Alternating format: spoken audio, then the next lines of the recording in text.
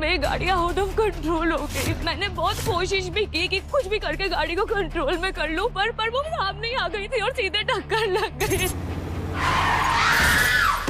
मतलब सुमन सच बोल रही थी, गाड़ी जो है वो ड्राइवर नहीं बल्कि कृतिका तुम चला रही थी।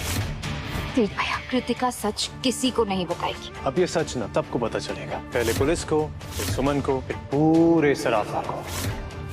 उसने सबके सामने वादा किया ना कि अगर शाम तक कृतिका का जुर्म सबके सामने नहीं ला पाए तो मेरे ऋषि से उनका रिश्ता तोड़ देंगे। तो अगर कृतिका ने गलती की है उसे उसकी गलती की सजा मिलेगी। कृतिका कुछ देर सबके साथ टाइम बिता लो, ज्यादा वक्त नहीं है तुम्हारे पास। इसके बाद खुद तुम्हारा हाथ पकड़ के मैं पुलिस स्टेशन लेके जाऊंगा तुम्हें।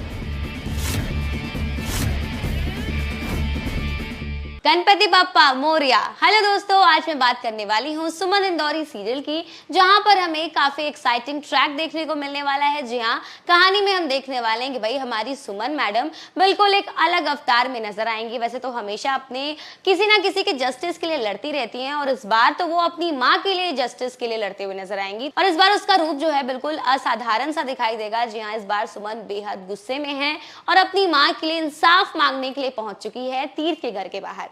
जी हाँ, प्रोमो में और एपिसोड में हम देख सकते हैं कि किस तरह से इस बार सुमन, उसके मोहल्ले वाले, उसके अड़ोसी पड़ोसी लोग सब लोग मिलजुल कर पहुंच चुके हैं तीर्थ के घर के बाहर, और यहाँ पर सभी लोग धरना प्रदर्शन करते हुए दिखाई दे रहे हैं, हाय हाय के नारे लगा रहे हैं। और इसी बीच यहाँ पर सभी घर वाले यानी कि तीर्थ और उसके घर वाले शौक में आ जाते हैं कि भाई आखिर ऐसा क्या हो रहा है बाहर। और यहाँ पर देविका को भाई सही मौके पर समझ में आ गया है कि पक्का यहाँ पर सुमन को सारी सच्चाइयों का पता चल चुका है, इस वजह से वो धरना प्रदर्शन करने के लिए आ गई है। फिलहाल आपको बता दूं कि एपिसोड में हमें देखने को मिल रहा है कि भाई किस तरह से यहाँ पर सुमन की माँ की तबीयत बेहद खराब रहती है, उनको तुरंत इलाज की जरूरत होती है, पैसों की जरूरत होती है सुमन को, और यहाँ पर सुमन ना चाहते हुए भी पूर्णा बुआ से पैसे लेती है। लेकिन आपको बता दूं कि कहानी में एक इंटरेस्टिंग मोड़ तब आ जाता है जहाँ पर हमें देखने को मिलता है कि भाई पूर्णा बुआ ने हमारी सुमन से एक पेपर्स पर साइन ले लिए हैं। पहले तो तीर्थ उसे रोकता भी है कि भाई तुम्हें पेपर्स को पढ़ लेना चाहिए, लेकिन अभी फिलहाल के लिए सुमन के मन में ऐसा चल रहा है कि भाई उसकी माँ की तबीयत ज्यादा जरूरी है, अभी उसकी मेन प्रायोरिटी उसकी माँ है। इस वजह से सुमन ने पेपर्स को नहीं पढ़ा है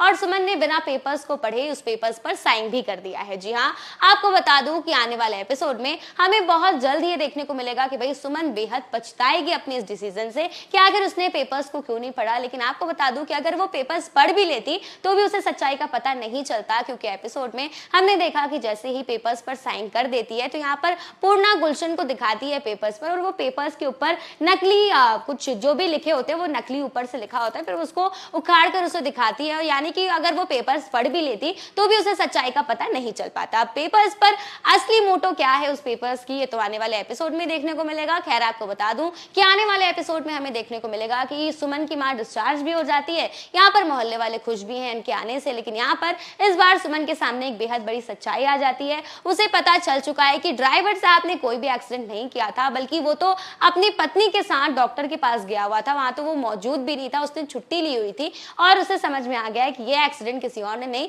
बल्कि कृतिका ने किया है। और आने वाले एपिसोड में हमें देखने को मिलेगा कि भाई सुमन इस बार पहुंच चुकी है तीर्थ के घर के बाहर अपने सवालों का जवाब लेने के लिए, अपनी मां को जस्टिस दिलाने के लिए। और इसी के साथ यहाँ पर काफी ज्यादा गर्म माहौल भी देखने को मिलेगा, जहां पर सुमन ने इस बार थप्पड़ जड़ दिया है कृतिका को। तो आने वाले एपिसोड में ये देखना दिलचस्प होगा कि क्या इस बार सुमन अपनी मां को इंसाफ दिला पाएगी या फिर देविका यहाँ पर कोई नई चाल चलेगी।